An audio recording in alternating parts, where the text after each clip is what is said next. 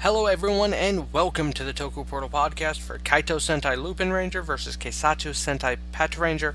I am Vashi V and joining me today is... Rye. Seems like it's just the two of us tonight. Which happens, King caught a bug so she can't join us, and Decade seemingly is busy with family, which is to be expected given this week. But today we are talking about episode 40, which the episode title is Endless Worry.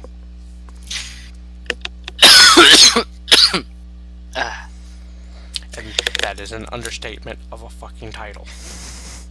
So first off, the episode preview for this one from last week was one of the biggest lies we've gotten in episode previews in any Sentai. Like, it truly was, because they led it to believe that it was the standard trope of fake wedding episode. Wedding. And we get 2 seconds of the idea of a wedding, and then we move on. Like, and that was the sad thing, is like, it was literally just like a worry.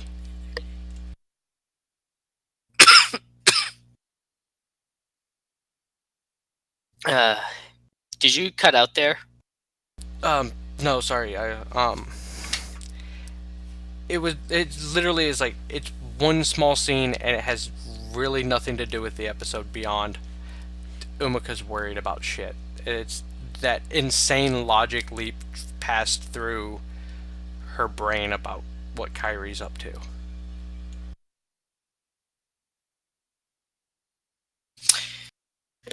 Yeah.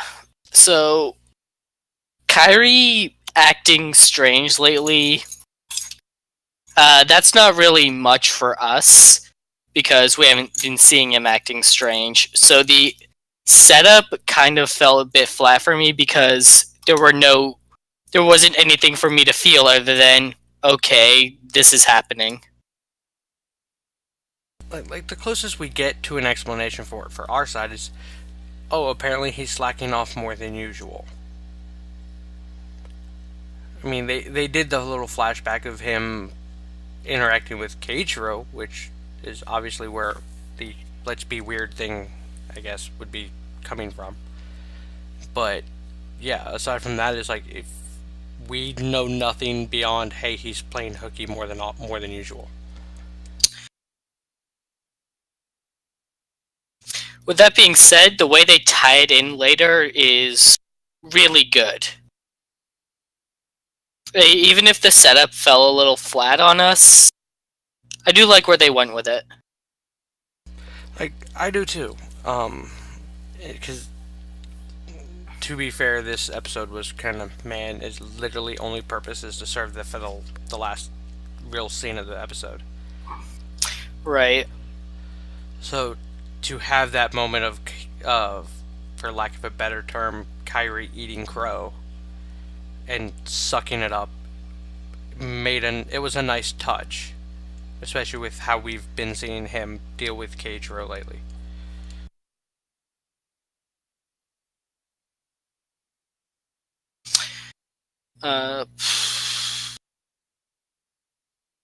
So, the Ganglar this episode, pretty promising, because he's spent all this time studying his opponents, the LupinRangers and the PatoRangers, so that he knows how to tackle them.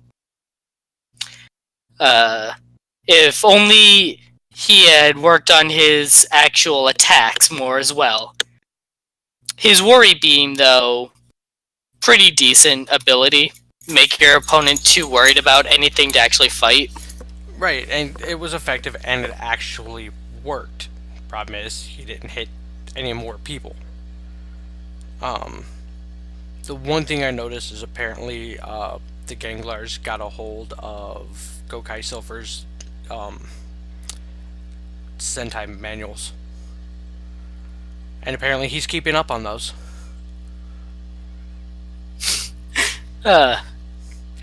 Actually, now that you mention it, that is what that reminds me of. I mean, it's like as soon as I saw it, I was like, wait, it's not in English, but I'm like, this is exactly what Gokai Silver did the entire series once she showed up. Was, hey, look, I've got this in a book.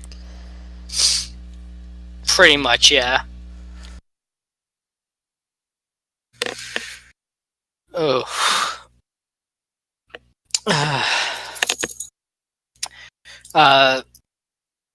We get some PatoRanger moment where they argue about whether the monster is a manatee or a dugong. The answer is that he's both, and I'm not sure why we wasted time on that, other than this episode doesn't have much substance to it already. Like, for me, this would have worked out well if, like, either, you know, he said what he was, or if he went, no, I'm a boat. The dugong and manatee got stuck. I'm a boat. Because they ignored that. They ignored that aspect of it. That wouldn't have done anything, but that might have been humorous. Right. I mean, beyond that, it's like it. That was literally just scenes just to kill time, because that's pretty much what most of this episode was for. I mean, it showed the nature of how bad his attack got, but beyond that, it was just, yeah, we're just killing time until the end of the episode. Sorry. Like, for me, we're at the point where I would have felt better having a clip episode. Only because this series had one before and actually handled it well.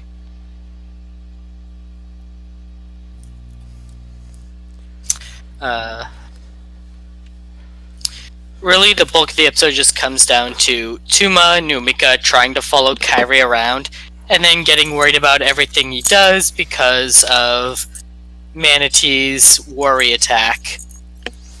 To the point where they just start exaggerating the most ridiculous scenarios. For example, Tuma's is, they find him at a restaurant and he's just eating as his, like, oh wait, it's so good, he's just going to continue eating and eating and eating, and he's going to get really fat, and then a random woodpecker is going to fly in, poke his stomach, and he will explode. Or Umika's. Yeah, no, you go. Keep going. And the fact that a little later on, they both are, because it starts with Umika and then Tuma, and then they both take one instance and they both run with it, and it still ends with the fucking hummingbird.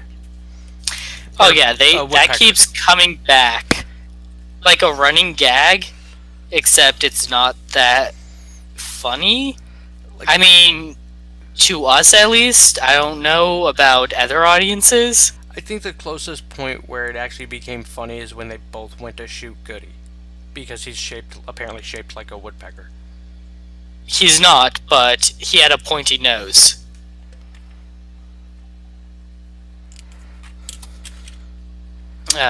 Yeah, we get Umika's like, Kairi bumps into a girl and apologizes to her. It's like, oh, what if they fall in love, get married, and then have 2 kids and get divorced, and Kairi loses custody and he ends up alone. Right, and it's asinine. Like, the entire thing that they play out is just pure asinine. It's, oh, he's fallen in love with this mediocre looking woman, because they kind of stressed that she was not very good looking. She was fine. And then, well, I mean, they made a point of pointing out that she wasn't like this beauty queen like they would expect him to be with. Oh, right. And that it's like they get they fall in love, they get married, which is where the fake out scene from the trailer is. And then she turns into a harpy. They get divorced. He ends up alone. And the sad thing is later on, Umika's, when they're doing the merging one, is like, oh, it's like he's in the bookstore. It's like, oh, and he brushes hands with hers, but it turns out to be his ex, but she's really an assassin. It's like, what the fuck? I have never, Like, no point in my life have I. like the assassin one is so absurd that I might have been on board with it if I wasn't already sick with the gimmick by this point. Right, it's like, because that's where, and Tuma ends up taking it over. It's like, and it just gets even more insane. It's like, okay, like, to the point where I want to go back and find out if this was written by the secondary writer. Which I don't think it is. There's not enough crotch grabs. No, that wasn't even the secondary writer. That was a tertiary writer. Oh, okay, well, at least then we know it wasn't a tertiary writer. Writer. But yeah, basically it's... This episode ends up at the end to show off that Noel and Kyrie are kind of badass. That's seemingly about it. Yeah, if we want to get to the actually good part of this episode, so the two-person roll call is pretty good.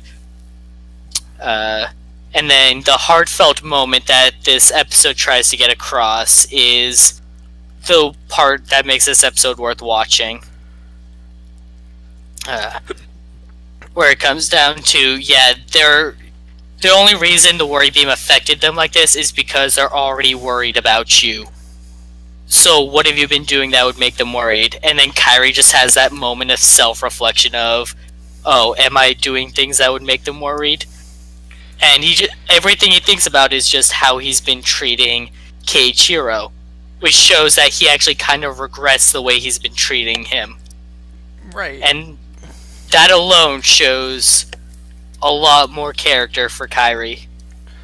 Right, and he's a character that's had a pretty decent explanation in his character. I mean, even the way he was treating Keiichiro was explained, and why he was treating him that way. So for him to... And because it showed that he kind of regretted losing his brother with all of this, mess involved in it, and not being able to relay his true feelings. Realizing the same thing about Keiichiro makes damn good sense, and with the effect of Umaka and Tuma worrying about him, it was a good push and a believable one. It doesn't seem like it was done just for the sake of, hey, let's get these two kind of on the same page. And that's one thing this series has done really, really well. It's like, because like me and Rai were talking before the podcast, is like we're at most 10 episodes away from the end of the series. At least, actually. The new Sentai airs sometime in February. So that's actually at least 10 episodes away, if there aren't any weeks skipped. Right. But typically on average it's, 48 episodes? 50 is... Yeah, the average is like 45 to 48. It seems like this one's getting a full 50. Which, in terms of like overall plot, like actual meat and potatoes of the plot of the show, they've got a lot of ground to cover, in my opinion. Because, I mean, we still have no motivations for the bad guys other than the fact that, hey, we want the collection piece and it's supposed to work for us. Also, the bad guy wants to quit. That's about it. We haven't had any true generals killed off yet. Usually by now, one's dead.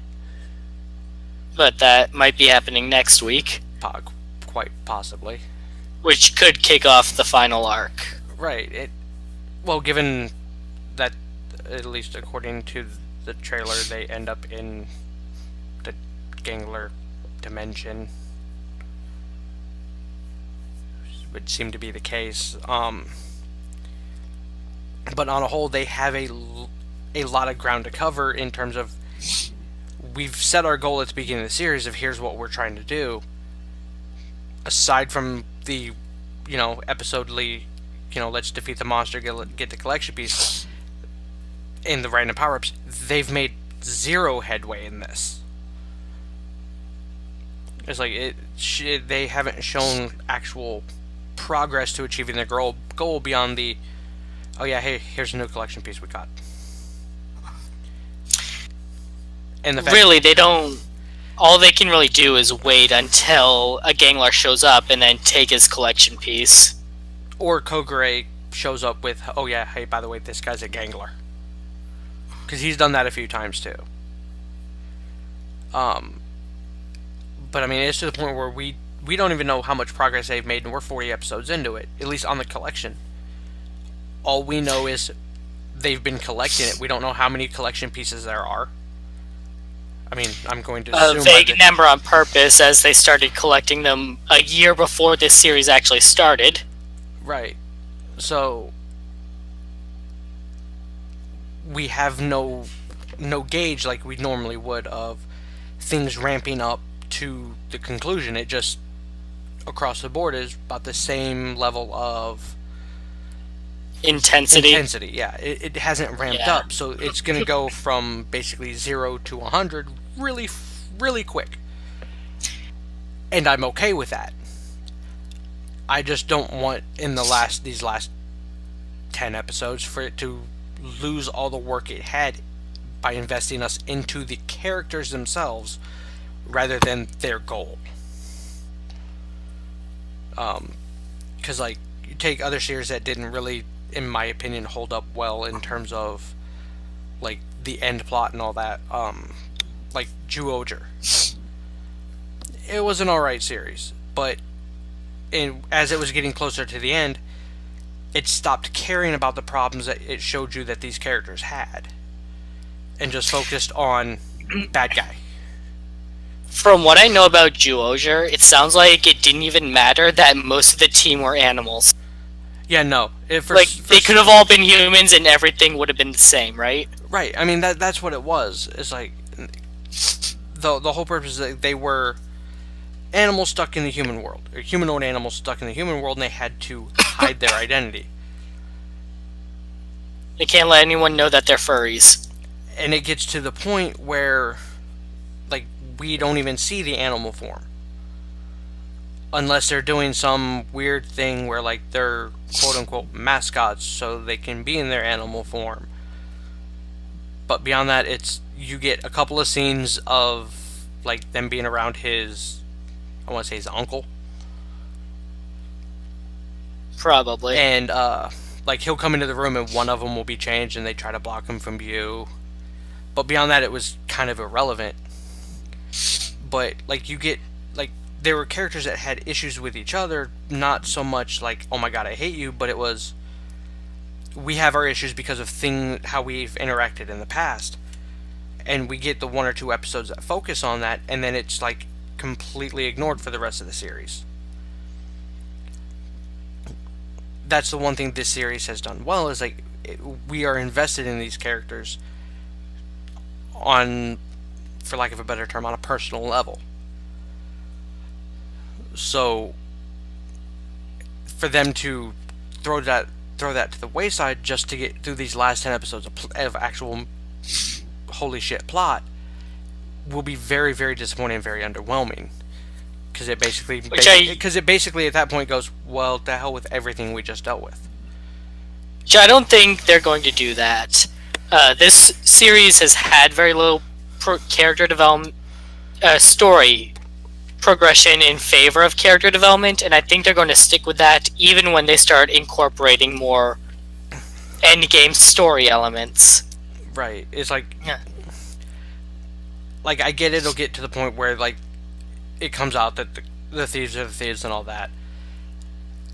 I don't want it to be oh, okay, let's work together. I want there to be that conflict with the cops. Because it's, yes, here's a group of people that we have grown fond of. Crap, they're also criminals. Like, Kairi straight up apologizes to Keiichiro for his behavior here. They are undeniably friends at this point. Right. Which will make the reveal that much harder to take. Or rather, it should. It's like, and that's what I'm hoping doesn't fall to the wayside. Like, because they've done it well with the team up so far, to where, like, even when they're teaming up, they're still kind of clashing. Like, it feels like the reveal is more the end game that the series is leading up to, rather than the final showdown with Dogranio and Zamigo. Right, because we're literally 10 episodes away from the end, and we've had nothing. We had that one fake out in, the first 10 episodes? Yep. Where Tsukasa was correct, but they pulled some shenanigans. We also had that other, hint where Keiichiro started to question Umika, but then dropped it and has yet to bring it up. Right. But, I mean, beyond that, it's like we've had little in the giveaway sector for them to be piecing the stuff together, which is, I'm amazed at by this far, because most series would have ran the, oh yes, we've got two teams, let's get them to work together thing into the ground. Oh yeah. We entertained the possibility that the two teams could have joined up at the mid-season. Right, it's because that's what we were expecting.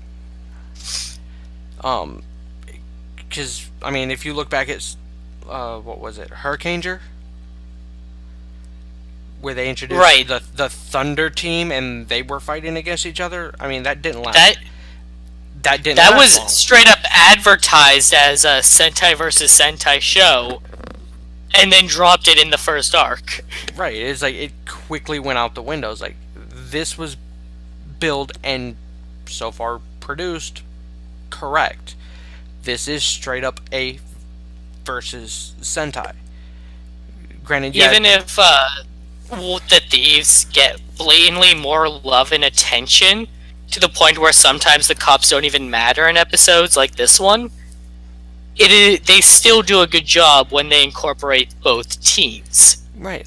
I mean, even with this, it's obviously this was focused all around LupinRanger. The end alone justified having the PatoRangers in it. I mean, that and the one gag for Noel getting information from the police and Umika already having it. But it's done well to incorporate what this series was designed to be, rather than doing what Sentai has always done. In terms of structure, this is one of the best executions you can get out of having two teams. You have two teams. And then you have the one guy who's working both. All the imagery that differentiates them. When they summon their mechs, the LupinRanger, flying mechs just say whatever they are, or whatever color they are. Whereas the PatoRanger ground mechs all have some kind of phrase that they say, like one-shot kill, or things like that. Right. I mean, even their appearances are different enough. While yes, their suits are completely different, but they're more or less color inverted. To where... Yeah, the PatoRangers have standard color dominant suits that have a black accent. The PatoRangers have their white dominant suits. Where the color is the accent. The only one that holds... that doesn't hold true to is Lupin X, where his is just, I'm gonna be glorified and shiny. Yeah. Which, I mean, if you're gonna play both sides, you better be glorified and shiny. It's but everything about this series, even an episode like this, which was very meh for 90% of it, it was still executed really well. There's their henshins and roll calls. They pose differently. They may use the same tools to transform, but the way that they handle it is different.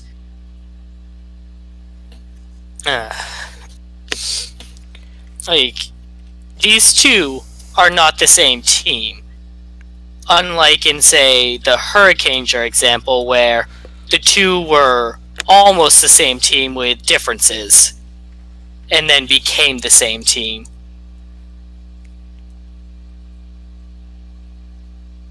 I had a thought and it went right out my Oh, brain. sorry. It's okay. I'll remember it in a second.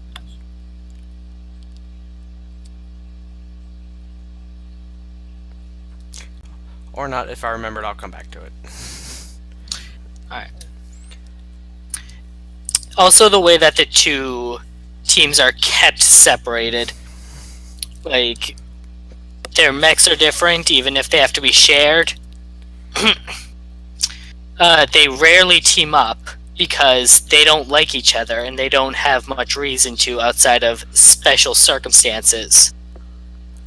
Like, I remember what my thought was. Like, even so far as to, well, fundamentally, in terms of the Gangler, their goal is the same: to stop the Gangler. Their methods in doing so are completely different. Because you get the PatoRangers who are very by the book. It's got to be done this way, this way, this way. Oh, he's got a collection piece. We don't care about that. It holds no bearing on us. Where the thieves, because of that, have to be sneaky, stealthy, basically get in, get out before the PatoRangers demolish the monster.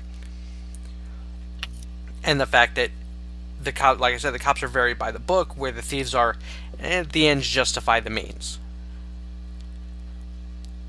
Like, at the end of the day, yeah, they're like I said, their goal with the monster himself is pretty much the same. Yeah, we're gonna put a stop to the monster so there's no more of these shenanigans.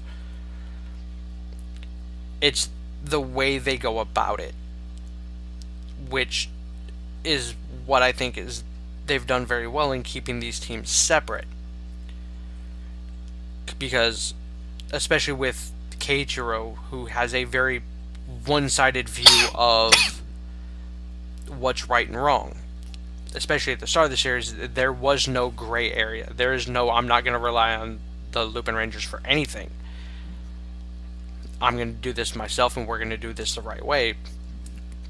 And that's lacked a little bit in the fact of him understanding, like, he would not have made it back in time to help with the fire when they got Splash. And having Kyrie go instead because his jet is faster than his car. Like, the thieves don't have to fight the monster after they get the collection piece. They've achieved their goal, they can move on. They keep fighting because, hey, this guy is a dangerous monster attacking people. They're still good at heart. And the cops have to understand that. They may not be working with the law, but they aren't straight up evil. Right. It's like, and they've done the whole, we've got our stuff, it's not our problem. But they've only ever done that when the cops were already there. Because they've done it a few times where Kyrie sent Goody over to the PatoRangers. Or he figured, you know what, the cops can handle these people, let them do their job. Right. And everything about this type of setup is, aside from one or two small episodes, i.e. the crotch grabbing thing, it's all executed damn near phenomenally. Like, the one thing that this series doesn't have that I think could make it perfect is it's lacking on the on symbolism and stuff like that, which in past podcasts I've praised really good in X8 because they did the symbolism in that show very, very well. Zamigo would have been great symbolism for the thieves as well here, as the looming shadow over their heads. Unfortunately, he was out of the picture too long for that to be a thing. Right. But I mentioned this before, in the series opening, when it does the shot of the Ganglar generals, Zamigo isn't amongst them, he's behind them, looming over them like a shadow. And you have, like, when it does a shot of the LupinRangers, it shows them frozen in the ice that Zamigo uses. It would have been great if that stuff was incorporated in the series itself, but it seems there wasn't time for that. Or even if he showed up more than 4 episodes. It's one of those things I want to go back and find out exactly how many episodes he's physically been in. Because I want to say it's about 4. Beyond the initial opening of the Lupin Rangers past, of their people getting just frozen. Because he showed up here recently in two concurrent episodes. The episode where one of the team members are trying to, or one of the Dogranio's nephew. Yeah, his nephew is. They're trying to get him to work with him, and then before that, it was when they first got Lupin Knight, Lupin Knight, when they got Blade and Scissors. Yeah, about 4 or 5 episodes. To me, it's a waste of a character that, based on the opening and the impact that he had on the Lupin Rangers becoming Lupin Rangers,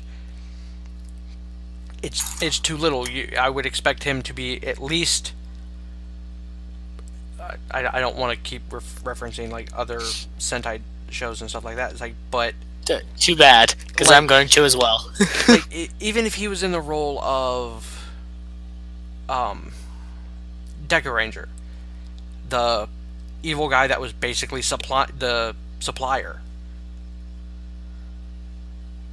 Or if he was like Juzo from Shinkenger, who kept challenging Shinken Red to a sword battle just because he enjoyed the fight and was looking for a worthy opponent. Right, in which they had kind of alluded to. I mean, they more so in the last fight with him. But I mean, the whole thing was he wanted to be entertained by Lupin Red. I mean, that was how that first fight ended. Is you can entertain me later. And then he disappears for 20 to 30 episodes. Honestly, I wish we had gotten like 1 or 2 more fights with the thieves before they got the power up that lets them beat him. Which I mentioned this to Decade. I don't know if you heard when you listened in. The Victory Striker power up, or Super Lupin Red, it's not perfect.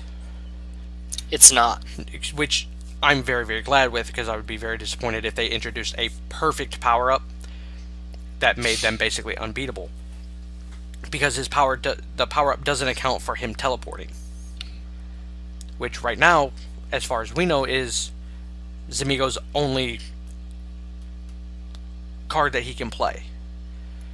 I doubt it's his only card, but that's one of his bigger advantages. Well, that's where that's what we're led up to, because at least at the moment, Kyrie can see him pulling the guns out of the safe, shooting them the whole 9 yards. The only thing he couldn't see in that fight was when he teleported. That was the only aspect of him seeing the quote-unquote future that he couldn't see. So, as far as we know of his powers, that's his only card. We know that's not going to be the case, or he wouldn't still be around. And we know that Lupin Magnum can shoot through fucking solid rock. So, combine the 2 of those together, and Zamigo's ice won't be that big of a threat anymore. Right. Literally, his threat is, I can teleport. They've gathered all 3 things they need to fight him. And there are 3 Lupin Rangers. You know what? That's perfect. So, like, I'm hoping that doesn't come down to a squash fight, because I will be very disappointed in that. Like, I kind of want some way that, like, when they do fight for Zamigo, to actually cancel out the power up, the Victory Striker, or something. Because otherwise, like I said, it's gonna be it's gonna be a one-sided fight unless he gets some weird new collection piece that he swore he would never use because he doesn't need them. And we've had epic fights built up that ended up being super short before. Even if they were well choreographed, it was disappointed that they were over so easily. Right. It's like, and that's what I'm worried about. It's like we've got 10 episodes left. We still have 2 generals and the bad guy. Typically, those would be all 3 of those would be 2-part episodes. Typically, because you'd have we're gonna get stomped by him, and then the second episode is the comeback. More so with the main villain than the generals, but those are usually tougher, more fought out. So that only leaves a very small window for Zamigo to do anything worth a damn.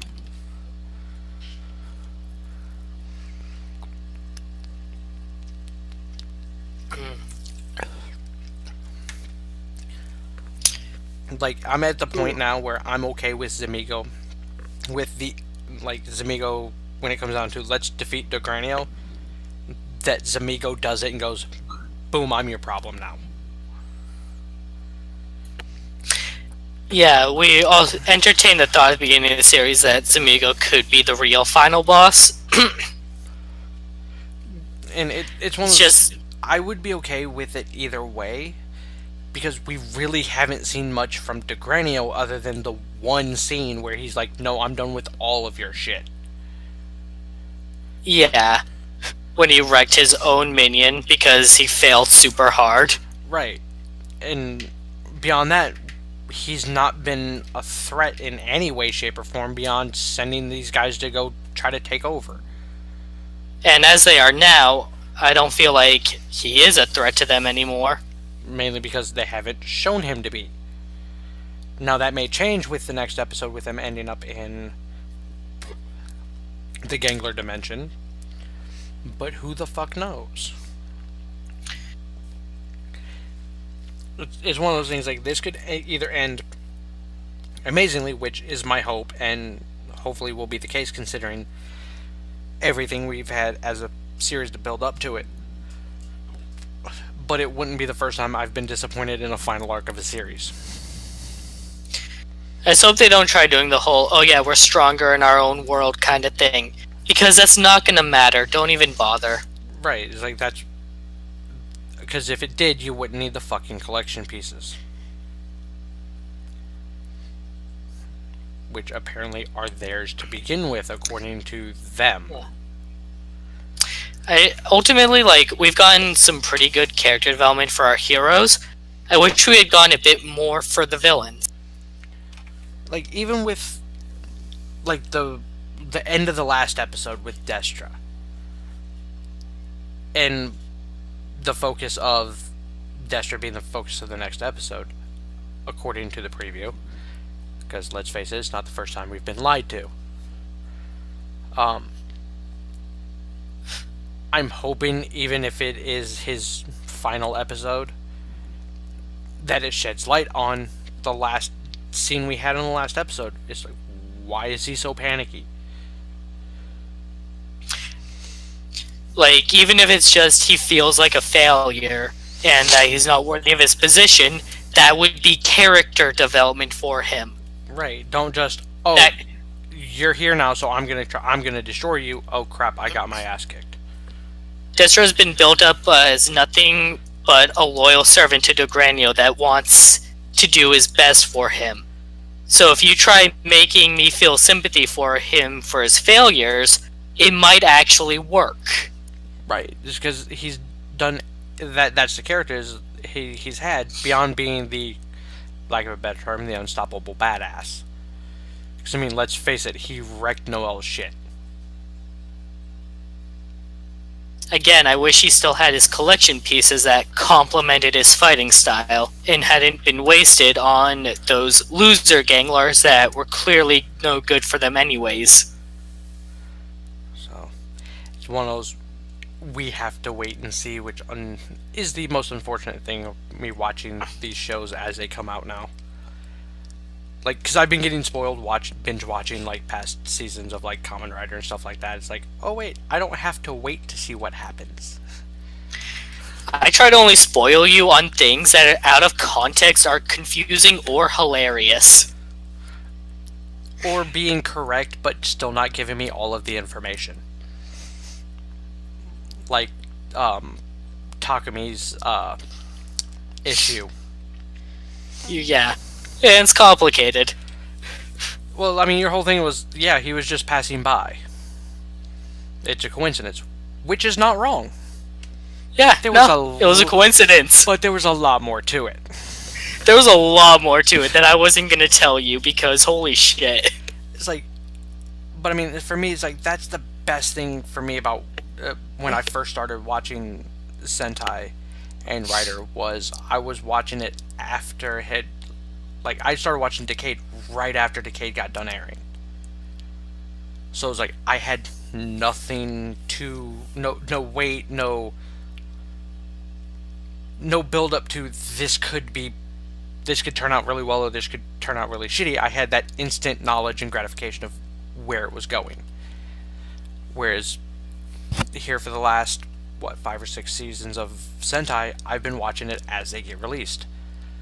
So I have that anticipation / expectation.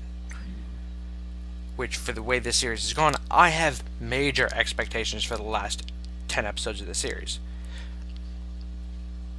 Which I'm not entirely 100% trusting I will get. I'm hoping, based on, the 40 episode track record. Correction, 38 episode. Because I'm going to... 2 episodes don't exist to me entirely, even though one was done really well, because one was just a clip episode. The other one I keep trying to forget, but can't stop talking about. You brought it up like 3 times this podcast alone. I know. Well, because when you think of, like, one of the blogs I follow in terms of, like, Sentai stuff is Toku taken out of context. I'm sure that was on there. That, so far, has been the biggest one that has been popping up lately. That and the Kairi, when Kairi's trying to get Kogure out of the chair, when the monster shows up when they were just out and about during the Kogure episode. It looked bad, but it's like I have hopes. It's like, but going off of what I've seen before, I know my hopes can be dashed. They can be dashed hard. So I'm at the point where I'm like, I don't want to put the expectation on the show, but I have to. Because of how good this series is. Like, in terms of Sentai, this is one of my favorite seasons, period. Same. This series started off with a lot of potential and promise, and it has lived up to most of it. Like, pretty much everything but Zamigo. There is little that I'm disappointed in with this series, and some of the stuff that I'm disappointed with, I'm not even that concerned about it because the series hasn't needed it.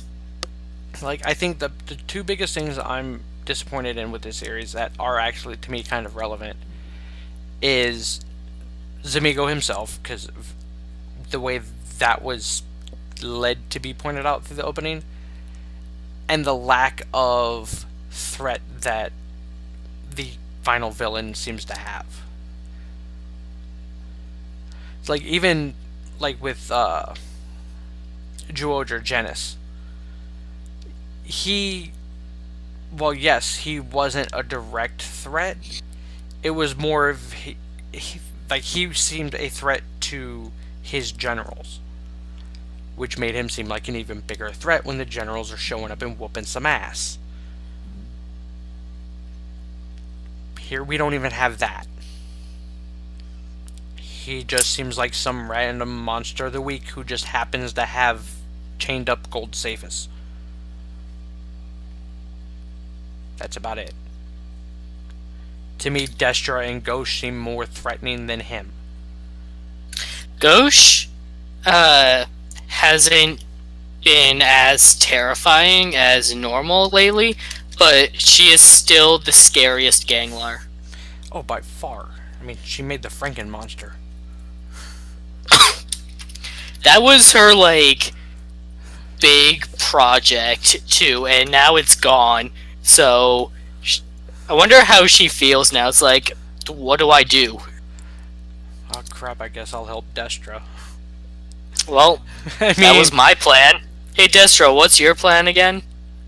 Destra? Come on, don't be like that. I mean, that pretty much sums up the last couple of episodes involving Destra and her. So, any final thoughts? Overall, the heartwarming moment of this episode was the best part of it. Also, Kairi taking care of a pupper was adorable.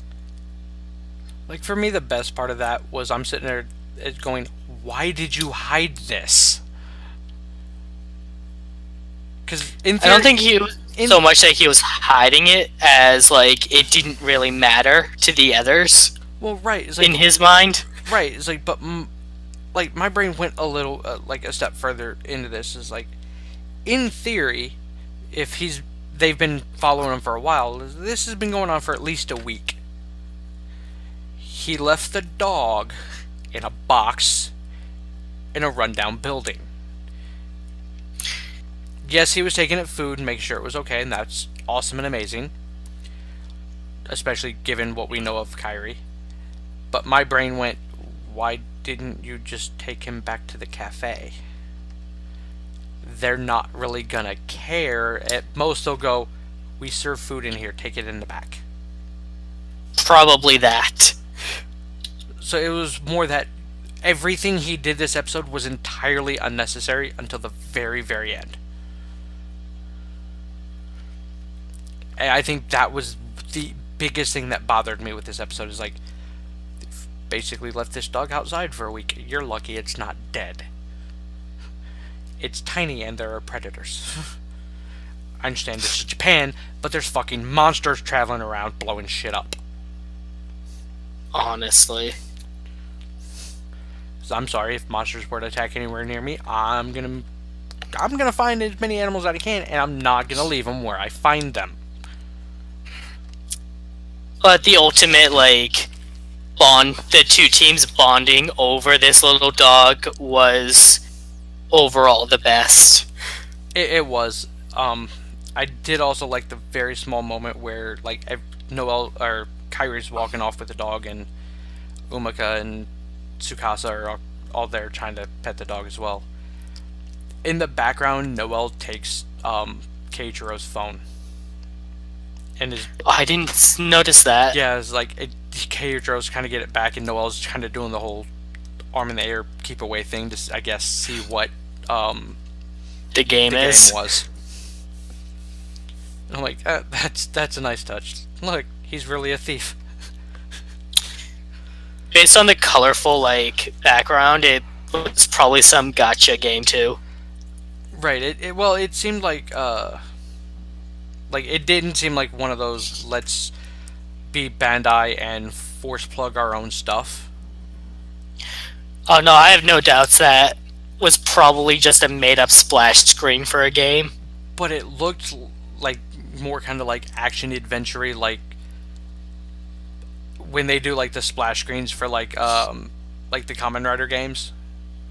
How they have like the multiple riders and like the little triangles and characters. It looked really good. Those types of games on mobile have been all gacha games lately, which is why I said it was probably a gacha game. It probably is, except for that one, except for the Zeo game coming out on the Switch. That looked different. Sorry, we see commercials that most of you guys won't get to see, so I apologize for that. Go watch the Bandai channel on YouTube. It's what I do. It's what I do.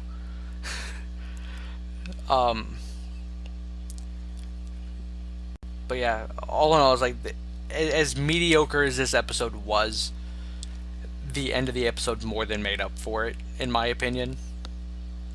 If only to have that, yeah, I fucked up moment from Kairi, and him slowly making amends towards Keiichiro for the way he's been acting.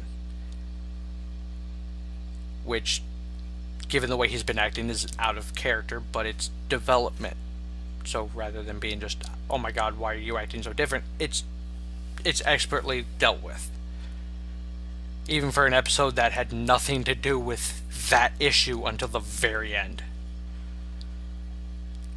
It's like, and that's one thing I like about the series, like, even the mediocre episodes, or episodes that are really strange and have a heavy focus on genitals, they're still done really well. Which usually you get episodes that are, for lack of a better term, filler or clip shows, or where this isn't written by any of the main team, so what happened here isn't really relevant or necessary. It never felt out of place, aside from the one scene. Everything else, everything has fit for the way they've done it, which to me marks this series as phenomenal, because this is the first one I've seen do it this well and this consistent.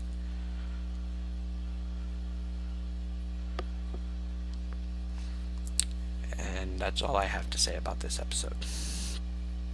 At least that should be the last thing I have to say about this episode, because if I continue talking about it, I might bring that whole scene up again, and I don't want to do that. Yeah, this seems like a good place to stop. We've talked way longer than I thought we would about this. Though we stopped talking about this specific episode for at least 20 minutes, so thanks for joining us tonight, everybody. We'll be back tomorrow for Kamen Rider Zeo, and have a wonderful Thanksgiving. Thank you all for listening. Hope you all have a wonderful Thanksgiving, and I will see you tomorrow. And then, if not tomorrow, we will see you next week for the next episode of LupinRanger vs. PatoRanger. Thank you all for listening.